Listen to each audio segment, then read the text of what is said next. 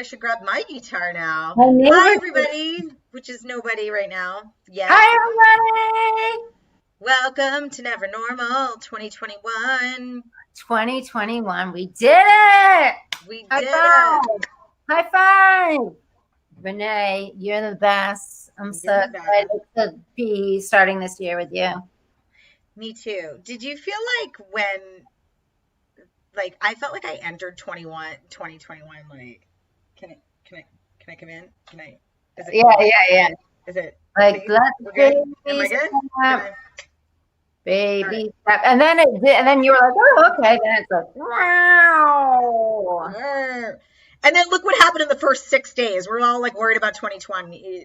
And then like within 6 days, we had like fucking like Trump supporting Chewbacca, like raiding the Capitol. Like what? Somebody got trampled to death who had a sign, "Don't tread on me." Dude. That's magical.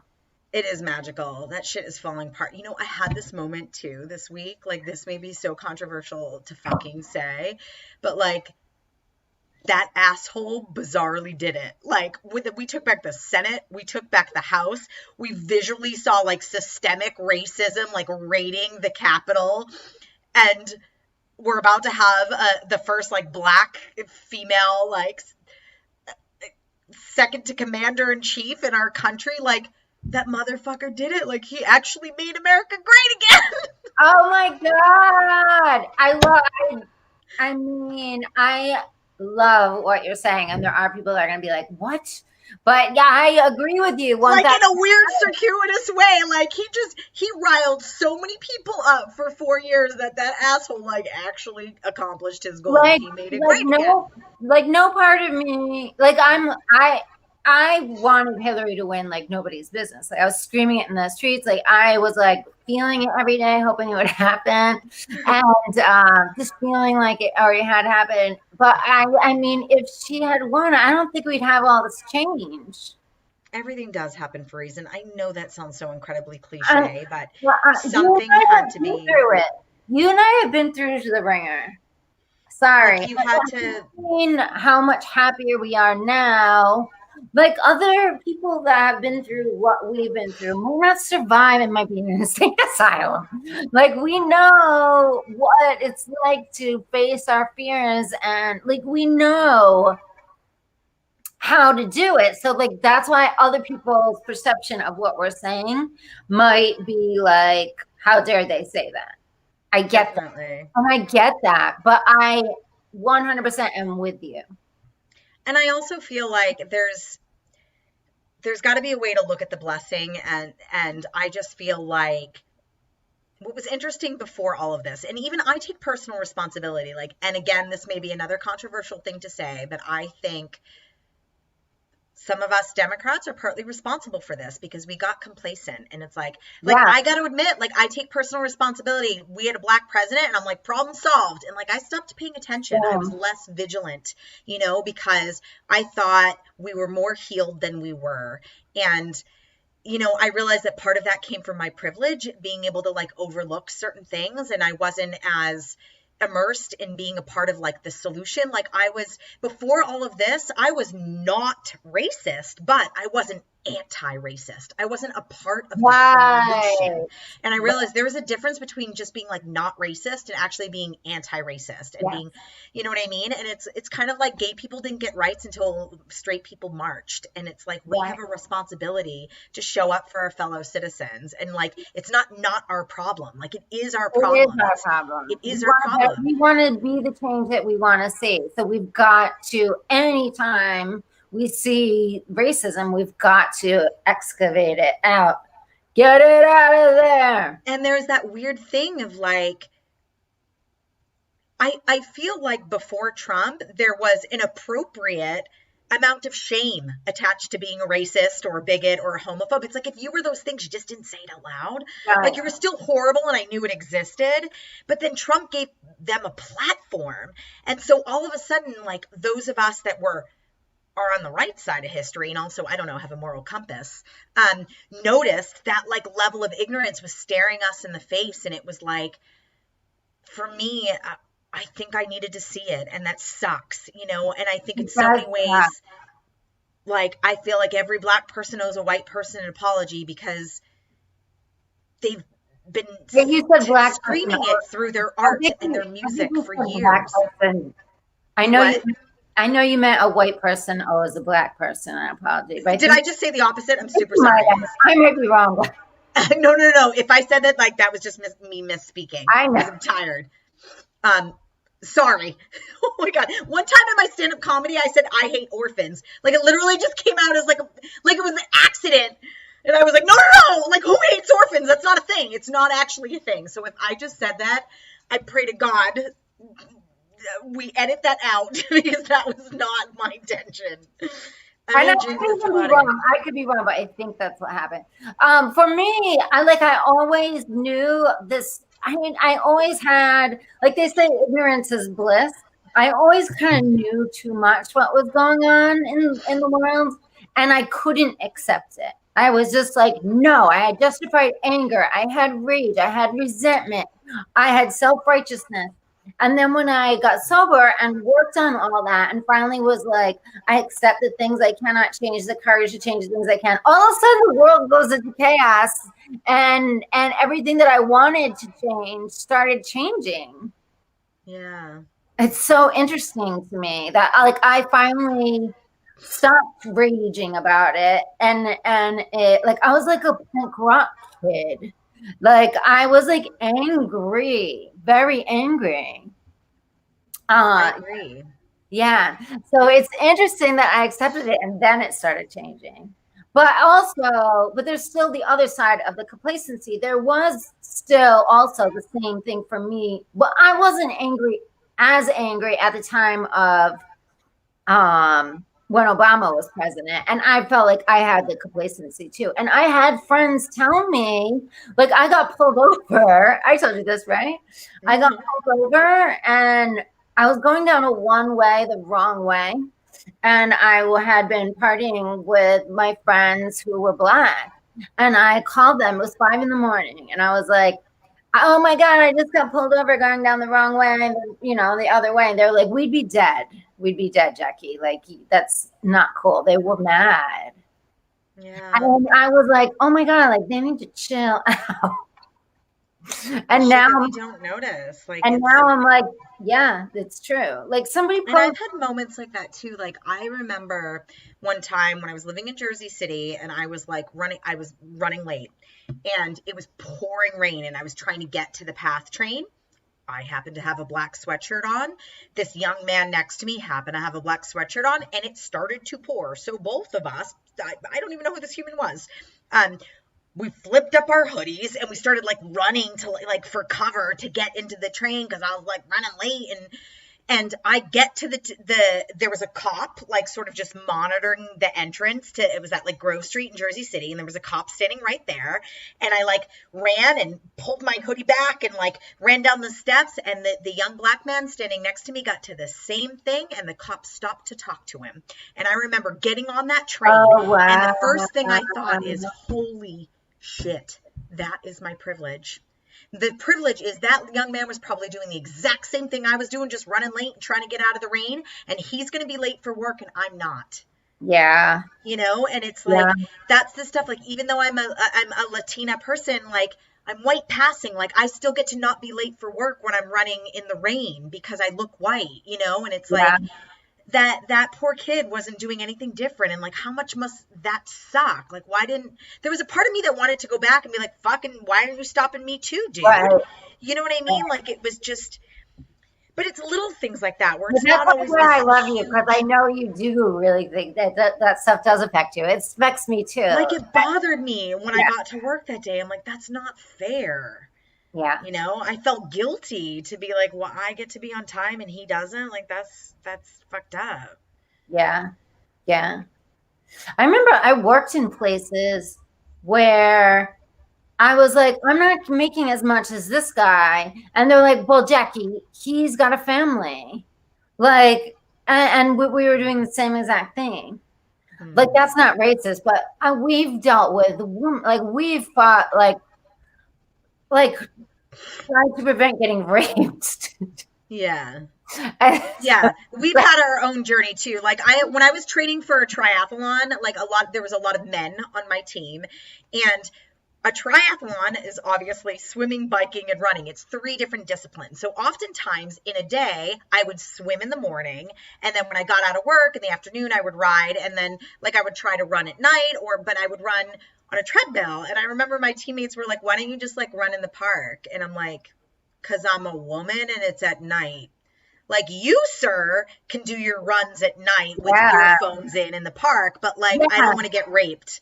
Like they didn't even have the awareness that like when I actually create my schedule to like train for a triathlon, I have to make sure that I'm not out after dark because somebody could attack me. Like my yeah, filter is just different, you yeah. know? When they came out with the like you couldn't hear other sound earbuds, I was just like, Hmm. people would be bragging about it. I'm like, all I could picture is getting attacked. I'm Yeah, I'm like, I don't know if I want to rock those like, I when can't have those. Even at home alone, I would be like, I want to be able to hear something that's going on around me. Like we always have that like senses going around us, you know, Mhm. like a sixth sense of like, please don't.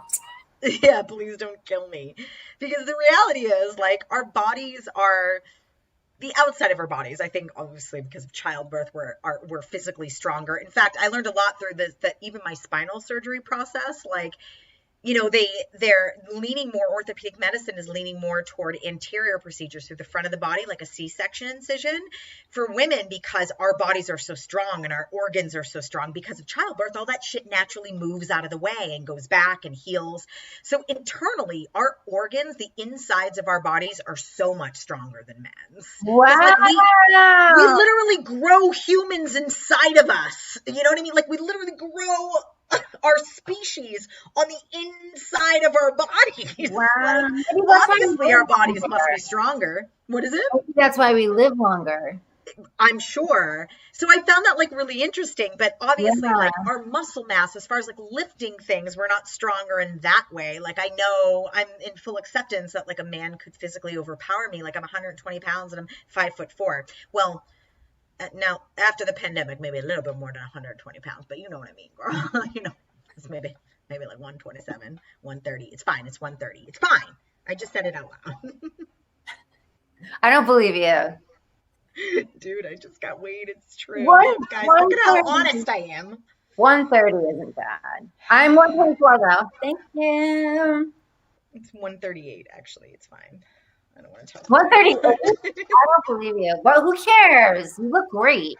See, if I gain weight, it just goes to my stomach. So people are like, is Jackie pregnant? Like it doesn't go anywhere else. So I can't Hi, add. Tay. Tay's our fan. She's from SUNY Potsdam.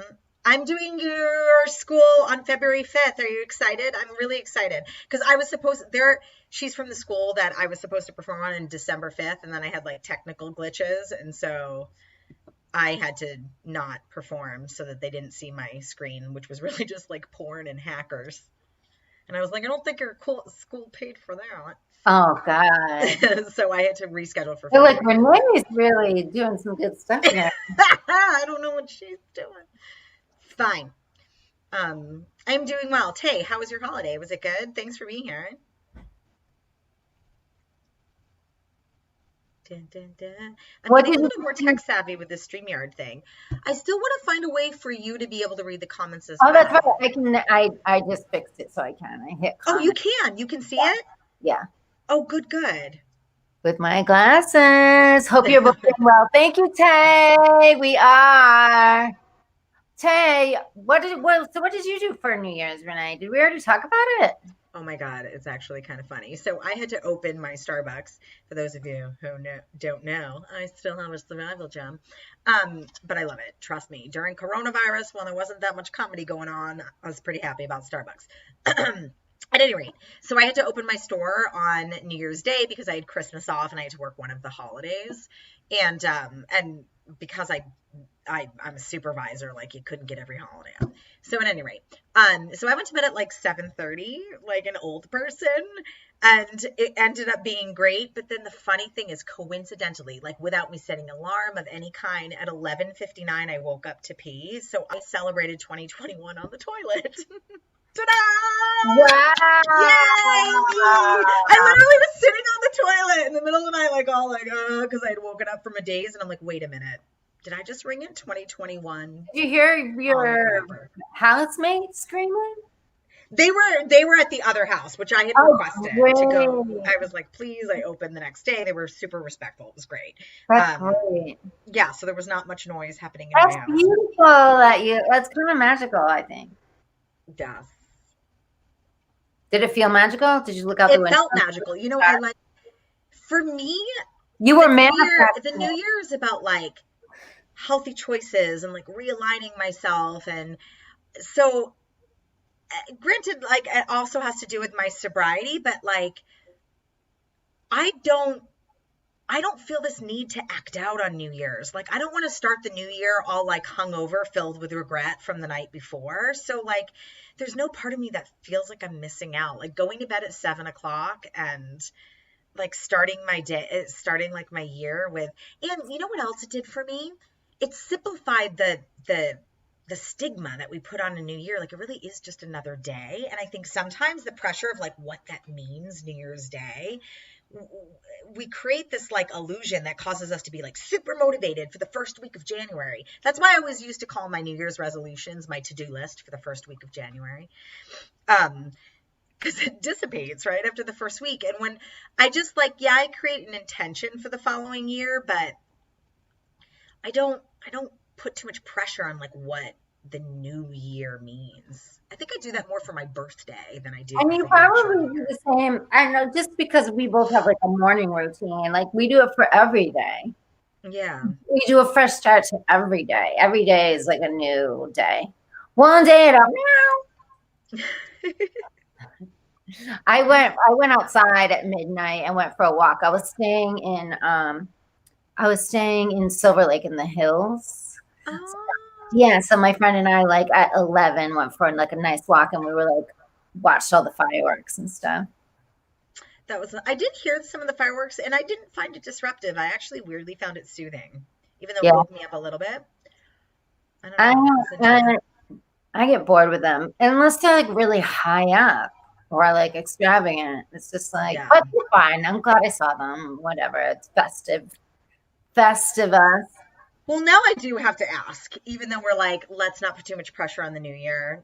What do you have any distinct intentions? Like, I don't like to even say goals. What is your intentions? And anybody who's watching, what are your intentions for 2021? Mine are to be as fully myself as possible. Let go of anything that's not me and doesn't serve me. And to live in the present moment. I love that. I heard someone say that that we our higher selves leave us presence in the present moment for us. Ooh. So if we're in the moment and paying attention, there's always a present that we left for ourselves. I dig that. That's cool. I love it. So then you're not in fear whatsoever if you're in the moment. Really beautiful. Yeah, my intention for 2021 is to kind of live in this sweet spot where I'm in full acceptance and present where I'm at in my life, but eager for more. I kind of call that my sweet spot. Yeah. For a very long time, I thought if I accepted where I was at, that must mean that I'm telling the universe I don't want more. And so, like, I think there's that space. Like I woke up this morning and I was like watching, like speaking of, I was like I'm in Silver Lake and I'm walking over the hill and like the sun was rising over the hill, and it's just that moment where I'm like, I'm walking to a Starbucks right now, but like it's serving my purpose right now. It's giving me the flexibility for me to be able to pursue my career this year. Like I've been able to financially stay stable in a really crazy time for a lot of people, you know, going through all this spinal stuff. I have like great insurance, and I was just filled with gratitude for my survival job, and like, but still in alignment with like all these ideas I'm working on, my sophomore 1 hour special, and I'm just very much in that stage of like creating content. And so like at the same time I had all of those impulses of like what I'm going to create next. And so it's not like I'm sitting here like, well, I guess I'm a stand-up comic that's always going to work at Starbucks. You know what I mean? Like it's, I believe it is a conduit to me being able to do it full time. And when we do things like this and being able to edit a project I'm inspired to do, like I'm financially stable enough that those things aren't daunting for me. Like I can come up with these great ideas and not feel financially trapped that I can't creatively engage. Like Starbucks has given me that freedom. And so I don't feel like it takes away from my career. I feel like No way. Yeah, it totally gives you. I mean, so many people have left. A lot of people have left LA. And the thing is, like, maybe that's okay for a lot of comics to leave because they might not be pursuing acting, but you and I are actors too. Right. Yep, and yep. and that's what I love about you too, because we're both equal. Like, I really started as a comedian. And somebody asked me to do some acting, and I was like, I said no. I was like, I couldn't imagine not you doing my own words. I wanted to say my own words. You're a great actress too. But then I loved it, and now I love it because Everybody check out Wild Now. And the Foxy Americans. Did you ever see the Foxy Americans? No, I have to see it. In full transparency, it's been on my list. It's really kind of my favorite. But I will say, I officially this past weekend watched These Lips, finally. I mean, I'd heard it, but I was like, she's my comedy buddy. Like, I need to actually sit down and watch her special. Not that, like, I've always been supportive and I've listened to clips and I've performed with you, but I'm like, oh my God, I've never actually sat down and watched her show. Like, I'm a horrible friend. No, you're great. So I did it. I love how you end it with for the guys thinking with this head. And so for those of you, I mean, that punchline, I'm butchering your joke, but what is it? These lips. If I said something wrong, I didn't say I wasn't these thinking lips. with these lips. I don't know if I said anything that offended you. I didn't say with these lips. I said it with these. I did the joke in front of John Waters. Oh, did you? That's excellent. Like, or was it? Yes? No. It's unbelievable. Because I didn't, like, I grew up in Rhode Island where nobody has aspirations of being actors or anything like that. Like, at least not aspirations, like in general. Yeah. No, I'm just joking. Everybody would be a teacher or like that was it. And I worked in a restaurant, and the bartender went to school to direct, and he said to me, he's like, you need to be in a John Waters movie. He's like, because I was like crazy. I wore my hair in ponytails, like opposite, like off center. And I would be like, and people would call and complain about me all the time. And he would be on the phone, like trying to like not let the owner know it was about me. And the owner would come out of the office like, Jackie again. And because I would just be crazy there. I was insane. And I would take the menus and throw them up in the air and fall down. And I'd be like, I'm so embarrassed. Like I'd pretend I fell, and I would have all the other people come over and be like, are you okay? And I'd be like, no, I'm so embarrassed. I waited on tables blind. Like I was insane. Wow. And the manager would be like, now you have to wait on the table the whole time blind. And I was like, I can do it. And I was just like, here you go. I was crazy. But so he was like, you need to be in a John Waters movie. And I was like, who's John Waters? And then I studied John Waters. And then I did that joke in front of John Waters. I was obsessed with Divine for a while until I actually watched the John Waters film where she ate poop. And then I was Yeah. I couldn't handle that. He came to see Wild Nights with Emily.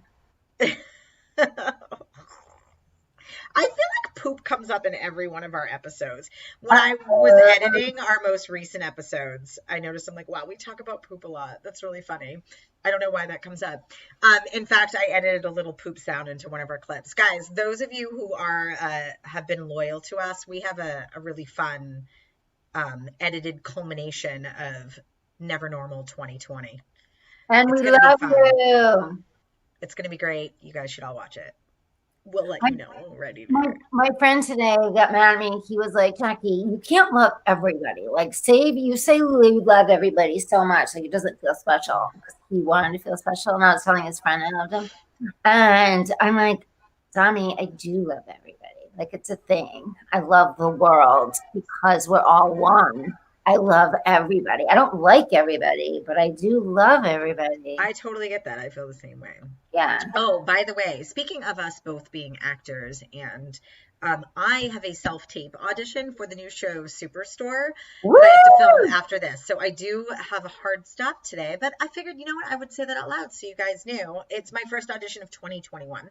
So I'm pretty excited. It's the show with Mindy Kaling in it. So I'm supposed to be an annoyed customer with small toddlers yanking at my pants and I have being an annoying. audition and it's not as great as yours. I just don't want to forget to, because I'm in the studio today. Behind me, everybody sees the studio, so I want to be able to utilize the space to record the audition. But, do you need a Jackie, reader? Do I need a reader? I have a friend that's going to come that lives here. I mean, that's the other thing, right? How crazy during this COVID time. Like, how do you find a reader? You have to hope that your roommates are like down to help you. Yeah, I've like turned my auditions into monologues. You did what? Monologues. Monologues? Yeah, it's really bad. I have to use a reader this time, but I try to avoid it. It's really hard to, like, especially during this time. Like, self-tape auditions is one thing, but self-tape auditions during a time of COVID when we're all quarantining and not supposed to be hanging out with people we don't live with, it's hard to find a reader if you don't live with someone. But now I found a Facebook group that has readers in it, but also like my friends will do it, but I always feel bad asking them. Yeah, I get it. I totally get it. Yeah. So how about we talk about some precautions of how, because people were telling me, like, I don't know if people have asked you, like, oh, you're living in LA and I heard there's a new surge of COVID in LA and what are you guys doing and whatever. So I wanted to do a little public service announcement on Never Normal, if you're open to it, for a UV lamp. You know anything? Yay! UV lamp. So for those of you guys that are watching us, I have to give a shout out to my sister and bring this into the. Do you guys know what this is? Dun dun dun. This is a UV lamp that they use in hospitals and it kills everything. My sister is a labor and delivery nurse in Boston, and like they literally, hospitals have been using it for a gazillion years to clean everything. Like when people are sick, like that's what they use to clean. They run UV lamps. But I'm really recommending you guys get them. They're kind of expensive, but like for those of you that live with other people or just feel like you have a greater amount of exposure, if you have to leave the room though, here is the important part everybody has to listen to. The reason why like we don't just all use UV lamps and never get sick is because like it kills everything living in the room. So you can't have like any animals or humans. There's a remote. So you have to set the UV lamp, then you set a remote for 15 minutes and then you exit the premises. Okay? And then you hold up a sign that says this. Can you guys see it? No, the other way. There you go. There it is.